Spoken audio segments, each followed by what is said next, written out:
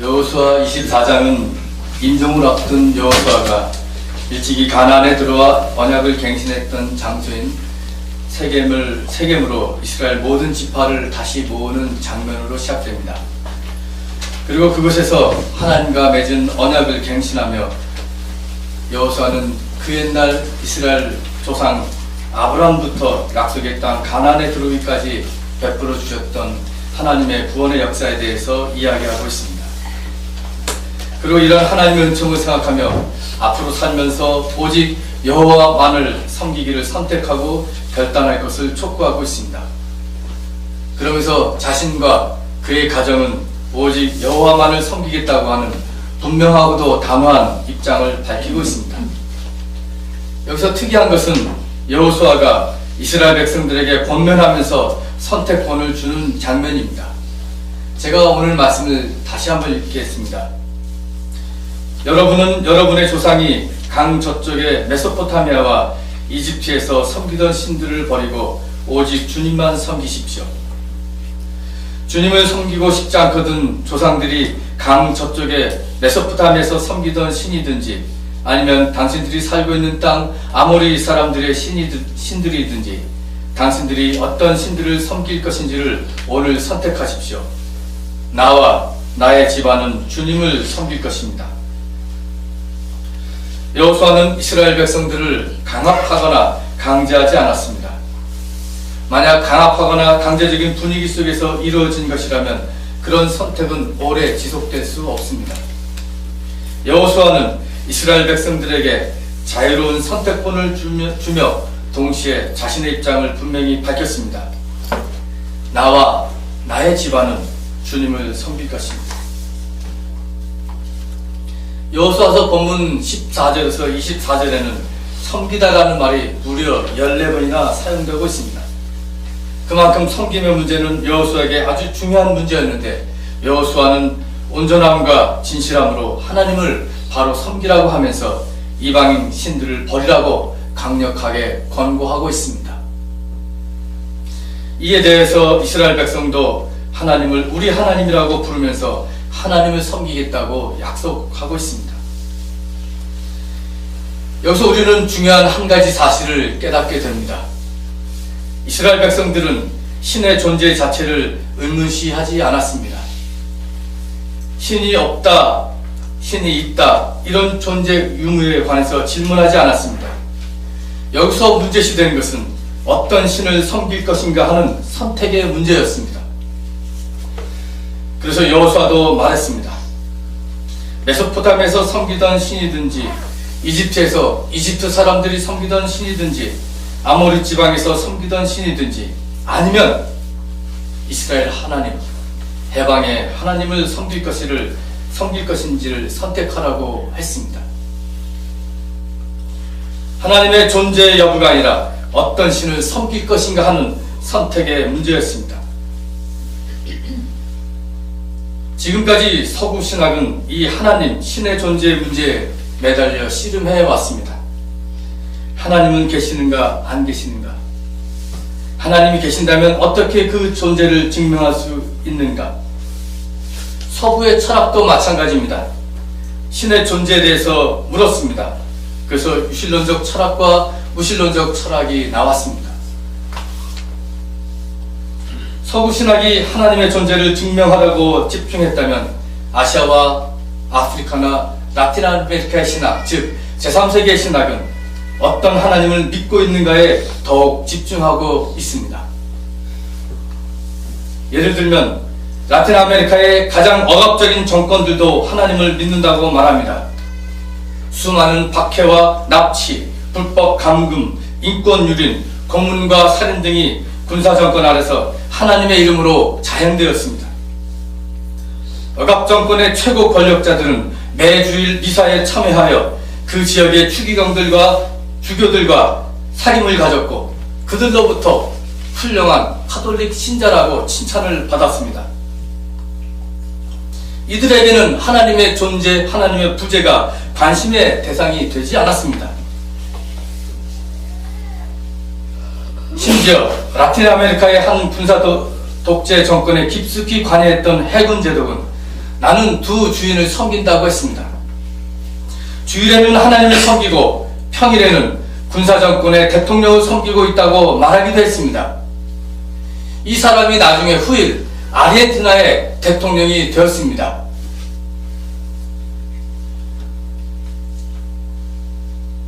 그러나 라틴 아메리카의 바다 그리스도인들은 하나님의 존재를 넘어서서 하나님의 내용에 대해서 묻기 시작했던 겁니다.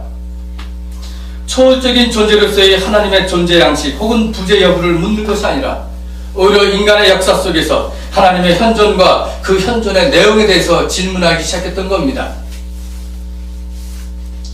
폭력과 압제, 죽음의 신이냐 해방을 이루시는 생명의 신이냐를 선택해야 하는 기로에 있는 것입니다. 더 이상 하나님이 계시는가 안 계신가의 그런 문제가 아니라 이제는 어떤 하나님, 어떤 신을 선택할 것인가 하는 선택의 문제라는 것입니다. 사실 성경에 나오는 메소포타미아에 나오는 신, 이집트의 신, 아모리 사람들이 섬기던 신, 이 신들은 알고 보면 제국을 뒷받침하는 제국들의 신, 만들어진 신들이었습니다. 제국의 질서를 옹호하고 합리화하고 후원하는 신들이었던 겁니다. 이 신들은 백성들의 눈물, 슬픔, 한숨, 그 억압의 상황에 대해서는 관심이 없었습니다. 그 신들은 왕들의 웃음과 영예를 위해서 만들어진 신들이었습니다. 고대 군동에서 유아희생 제물을 받은 우상 몰록은 그 한 예입니다. 구약 성서에서는 바알이라고 하는 이름으로 종종 사용되기도 했습니다. 여기에 대항하는 신, 하나님은 이집트 바로의 학정에 못 이겨서 한숨 쉬는 히브리의 신이었습니다. 그들 노예의 신들이었습니다. 노예의 신이었습니다. 여호수아는 지금 이런 제국들의 신, 만들어진 신들을 섬길 것인가, 노예했던 자신들을 해방했던 신 야훼 창조주 하나님을 섬길 것인가를 선택하라고 합니다. 그 하나님은 모세의 영도하에 홍해를 건넌 합비루의 신이요 불기둥과 구름기둥으로 노예들을 인도하고 메추라기와 만나로 그들을 먹이신 해방의 신입니다. 모세가 죽고 제2의 지도자 여호수아도 모세의 해방 정신을 이어받아서 가나안에서 언약갱신을 합니다. 언약은 계약을 말합니다. 그 계약은 하나님과 이스라엘 사이에 맺은 거룩한 약속입니다. 그것이 십계명입니다. 하나님 외에는 다른 신을 섬기지 않겠다고 하는 약속은 제국의 신, 가난한 자를 억압하고 누르는 그 제국의 신들을 모두 우상으로 알고 섬기지 않겠다고 하는 신앙의 약속이자 정치적인 결단입니다.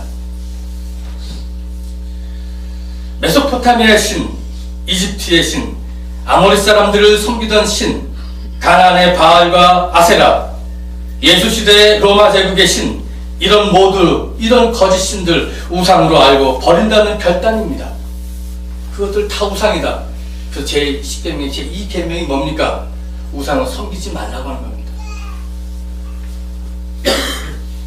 그것들에게 절하지 말고 그것들을 섬기지 말라고 합니다.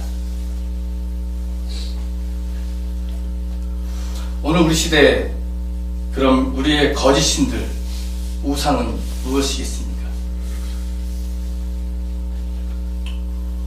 무엇보다도 우리 시대의 가장 큰 거짓 신은 만몬입니다. 돈입니다. 돈의 신, 아니 신이 된 돈입니다. 그래서 우리는 생명의 하나님이냐 만몬이냐 하는 만몬의 거짓 신을 선택해야 하는 기로에 오늘 서 있습니다. 어떤 신을 선택할 것인가 하는 것입니다. 그것은 그 옛날 여호수아가 이스라엘 백성들에게 했던 질문과 똑같습니다. 어떤 신을 섬길 것인가? 하나님이냐, 돈이라고 하는 우상이냐, 거짓 신이냐? 전지전능한 돈의 신이 모든 것을 다 해결하는 시대가 되었습니다. 돈 앞에서 정치인도 꼼짝 못합니다. 국정원이 매달 1억 원씩 청와대에 돈을 갖다 바칩니다. 경제학자도, 경제인도 학자도 꼼짝 못합니다.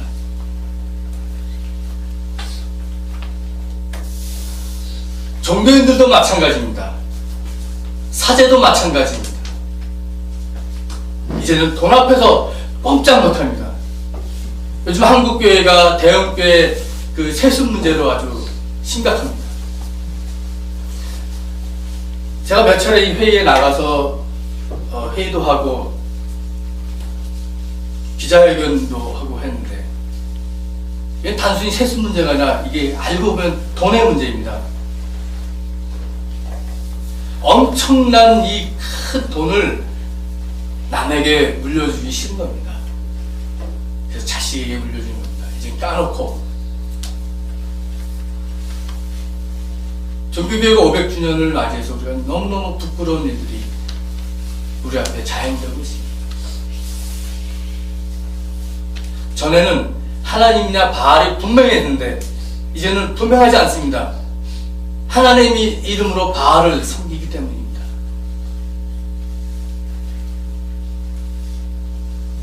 만몬의 종교, 어떻게 하면 이런 만몬의 종교에 대응할 수 있는가? 이런 돈의 신은 충성스러운 자본주의를 신화로 부리고 있습니다. 그렇기 때문에 우리는 현대의 신을 이해하기 위해서는 자본주의를 이해해야 합니다. 자본주의를 이해하려면 1776년 아담 스미스가 쓴 국부론을 이해하면 잘 이해할 수 있습니다. 우리 아담 스미스와 중고등학교 때 보이지 않는 선에 대해서 시험 했죠. 이 국부론을 자세히 보면 자본주의가 어떤 원리에서 무엇을 지향하고 있는지를 알 수 있습니다. 스미스는 말합니다. 이렇게, 예를 들면 이렇게 얘기합니다. 어느 구두공이 있습니다. 구두를 열심히 만들었습니다. 만들어 보니까 이걸 팔았습니다. 근데 팔았는데 돈이 벌었어요. 돈을 벌었는데 우리 가족만 먹고 살 것만 생각했는데 이윤이 남았어요. 돈이 플러스가 됐어요. 이 돈을 가지고 구두를 더 많이 생산하기 위해서 다른 조수들을 고용합니다. 조수들을 고용하니까 더 많은 사람이 같은 시간에 구두를 더 많이 생산했습니다. 그 구두를 더 많이 팔게 됐고 돈을 점점 더 벌게 됐습니다. 스미스에 의하면 돈을 점점 더 벌었기 때문에 이것이 공동체, 사회의 부와 번영에 기여한다, 이렇게 얘기했습니다. 아주 순진했습니다. 그는 이렇게 생각했습니다. 구두공이 돈을 점점 벌어서, 이 돈을 벌어서 계속 공장을 짓고 계속 생산 활동에 투자하면 돈을 더 많이 벌 것이라고 생각했는데, 이 구두공이 비생산적 활동에 투자한다는 것을 깨닫지 못했습니다. 예를 들면 다 돈을 버는 대로 조수를 고용하고 공장을 세우는 것이 아니라 땅에 파묻을 수도 있어요. 그리고 이윤을 창출하는 과정 속에서 조수를 고용하는 것뿐만 아니라, 조수를 고용했지만 이 사람은 오래 노동을 시키고 돈을 조금 주는 방법으로 이윤을 창출할 수 있었습니다. 그럴 때는 어떻게 하냐? 스미스가 말합니다. 그렇게 그런 구두공이 있으면 그 밑에서 조수들이 일하지 않고 다른 구두공에 가서 일하면 돼. 그럼 이 구두공은, 탐욕스러운 이 구두공은 망해. 경쟁에서 져. 근데 깨닫지 못한 게 또 하나 있었습니다. 구두공들이 담합을 해서 이 조수의 임금을 낮게 책정할 수 있었습니다. 그리고 또 하나의 이윤 창출 방법이었습니다. 아담 스미스는 이것을 깨닫지 못했던 겁니다. 인간의 근본적인 탐욕을 알지 못했던 겁니다. 결국 아담 스미스는 부자들에게 천국의 문을 열어줬습니다. 탐욕이 선이라고 했습니다. 이기주의가 그에게는 이타주의가 됩니다. 그런데 이런 자본, 이 자본의 이 팽창이 오늘에서는 경제 세계화가 돼가지고 유럽과 북미가 단일 시장을 해서 가난한 제3세계의 시장을 하나로 엮습니다. 점점 더 돈은 많아지고 팽창하게 됩니다. 있는 사람만이. 가난한 사람들은 이 성장과 분배에서 계속 소외가 됩니다. 이것이 자본주의입니다. 그래서 이 자본이 점점 많아진 것에서 숭배하고 꼼짝 못하고 하나님처럼 하는 것이 오늘의 이 신인 겁니다. 여러분, 이것이 거짓신이고 우상이고 이방신이고 그것을 알아야 합니다.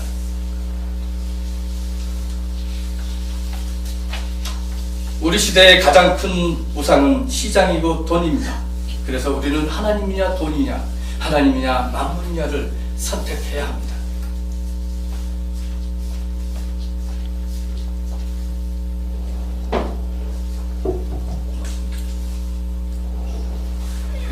그럼 무엇이 하나님이고 무엇이 돈인가? 이거를 판단하기도 쉽지 않습니다. 그래서 어떻게 구분하는가도 우리는 알아야 합니다. 하나님과 우상을 어떻게 구분할 것인가? 그것은 가난한 사람의 편에 서는 것입니다. 가난한 사람들을 우선적으로 선택하신 예수님의 사랑의 편에 서는 것입니다. 그것으로 우리는 판단할 수밖에 없습니다. 예수님은 가난한 사람들이 천국의 주인이라고 하셨고, 부자가 천국에 들어가기가 낙타가 바늘기로 들어가는 것보다 더 어렵다고 하셨습니다. 도대체 구원이 무엇인지, 영생이 무엇인지 답답한 마음으로 예수님께 찾아왔던 부자 청년에게 내 가진 것을 팔아서 다 가난한 사람에게 주고 나를 따르라고 말씀하셨던 그 주님의 말씀이 하나님이 누구냐, 우상 숭배가 무엇이냐를 구분할 수 있는 척도입니다. 오늘 이 시대 이렇게 무엇이 생명의 하나님을 찾는 길이고 무엇이 구원을 가로막는 물질 우상 숭배인지를 아는 것은 가난한 사람들과 함께 하느냐 그렇지 못하느냐를 그 여부입니다. 오늘 이 시대에는 이것을 우리가 쉽게 알지도 못하고 안다고 해도 결단하기가 쉽지 않습니다. 그래서 우리에게는 분별력이 필요합니다. 깨어있음이 필요합니다. 우리 자신이 늘 깨어있음은 오늘 내가 어떤 신을 섬길 것인가를 분명히 알게 합니다. 이 깨어있음의 중요성에 대해 오늘 신약 본문 신랑을 기다리는 열처녀의 비유로 우리에게 잘 교훈해주고 있습니다. 이 비유는 우리가 너무너무 잘 아는 비유입니다. 신랑을 기다리는 열처녀는 신부가 아니었습니다. 신부의 들러리였습니다. 그 당시에는 혼인을 하면, 약혼을 하면 오랫동안 신부가 친정집에 가 있습니다. 그리고 마침내 혼인날이 오면 신랑이 그 신부를 데리고 옵니다. 그때 이 신랑을 맞이하려고 하는 신부들의 친구가 있습니다. 오늘 비유에 나오는 열처녀들이 바로 신부들의 친구입니다. 10사람이 있었는데 5사람은 어리석고 5사람은 슬기롭다고 했습니다. 어리석은 사람은 등불이 있었고 기름이 없었습니다. 슬기로운 사람은 등불은 있었고 등불도 있었고 기름도 있었습니다. 신랑이 늦게 오자 다 잠이 들었습니다. 그럴 때 이 등불이 살아있을 때는 괜찮았는데 늦게 오자 기름이 떨어지고 그만 등불이 꺼지게 되었습니다. 슬기로운 처녀는 등불에 뿐만 아니라 기름까지 다 준비해서 신랑을 맞이하고 혼인잔치에 들어갔던 겁니다.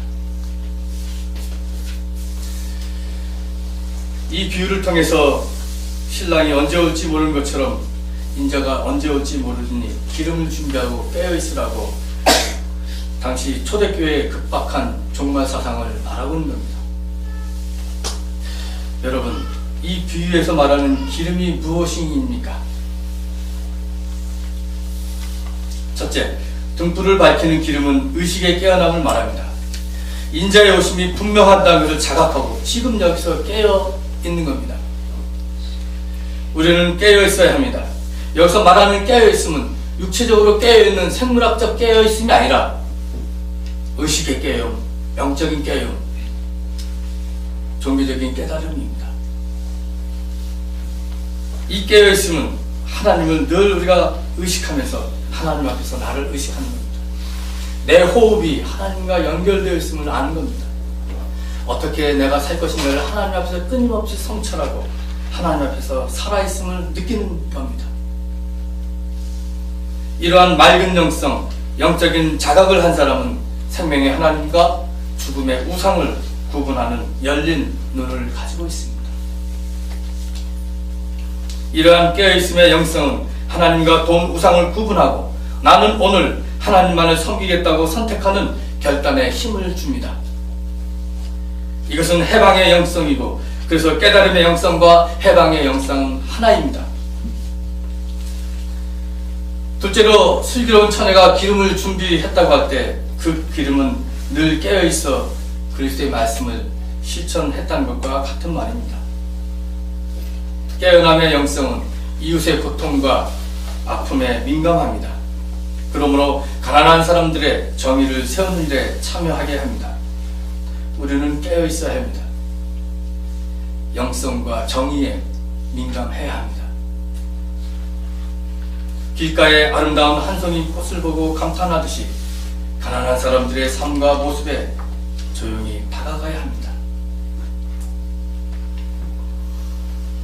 여러분, 오늘 이은자 할머니가 여기 오시지 않았지만 이제 한동안 못 볼 겁니다. 이은자 할머니가 한 2주 동안 안 오면 저는 가슴이 덜컹합니다. 혼자 사시는 어른이 소식도 없이 2주 안 오면 저는 신방을 합니다. 가면서 가슴이 두둑둑 떨려요. 정말 돌아가시지 않았을까 이런 생각이 듭니다. 항상. 이번에도 2주째 안 오셔서 제가 지난주에 신방을 했습니다. 혼자 갔습니다. 근데 이 대문에 전부 다 이 엑스표 스프레이를 빨갛게 다 칠했어요. 그 집들이 다. 아, 이게 무슨, 뭐 세탁소도 문 닫고, 그 집들이 다 이게 이 빨간 스프레이를 X자로 다 쳐서 문이 닫아 있어요. 그래서 어떻게 된 건가. 며칠 전에도 왔을 때도 재개발 프랜카드가 걸려 있었는데, 그 프랜카드는 없어지고 그렇게 다 있더라고요. 그래서 누구한테 물어볼 사람도 없고 한동안 길에 서 있었습니다. 근데 지나간 사람이 한 분 계셔서 제가 여쭤봤어요. 이거 어떻게 된 거냐고 했더니 자기도 잘 모른대요. 어떻게 된 건지. 그래서 제가 여기 사는 할머니 혹시 어떻게 되는지 아시냐고 했더니 아파서 병원에 가셨다고 그러더라고요. 그래서 뭐 어디 병원에 간지도 잘 모르겠고, 그래서 제가 그 아들 전화번호를 압니다. 그래서 핸드폰으로 전화했더니 전화를 받더라고요. 그래서 할머니 어떻게 되셨냐 했더니 추운 겨울이 돼서 자기 집으로 모셨습니다. 따뜻한 봄이 되면 다시 갈 겁니다. 이렇게 얘기해서 제가 안부 전해 주십시오. 그리고 고맙습니다. 겨울 나시고 다시 보기를 바랍니다. 이렇게 얘기를 했고, 전화를 끊고 나서 마음이 편치 않아요. 평상시 겨울에 대해서 모셔봤던 것도 아닌데 갑자기 모셔갖고 집이 저렇게 돼서 그 사이에 집을 짓게 되면 다시는 여기 안 오실지도 모르는데 언제 볼 수 있을까 하는 마음이 있어서 마음이 좀 불편하고 아프고 그랬어요. 지난주 수요일 날은. 우리가 사회 정의를 위해서 방황도 많이 나가고 외치고 참여도 사회 참여도 많이 합니다. 우리 세민족교회가 더욱더 그런 일을 하기 위해서는 공동체 내에서 힘들고 어려운 지체들, 몸이 아픈 사람들, 마음이 아픈 사람들 조용히 다가가서 손을 잡고 함께 기도해주고 위로해주고 찾아가보고 우리 공동체의 그 내부적인 그런 나눔과 돌봄과 함께함의 영성들이 필요합니다. 하나님 앞에서 나 자신이 민감해지면 민감해질수록, 하나님을 믿으면 믿을수록 옆에 있는 우리 교우들을 찾아보고 고난받는 이웃을 돌아보고, 그래서 오늘 내가 어떤 신을 섬길 것인가? 하나님이냐 우상이냐, 하나님이냐 돈이냐, 하나님 야훼냐, 메소포타미아에서 섬기던 그 신이냐, 이집트 바로가 섬겼던 제국의 신이냐를 오늘 선택해야 합니다. 여러분, 어떤 신을 섬기겠습니까?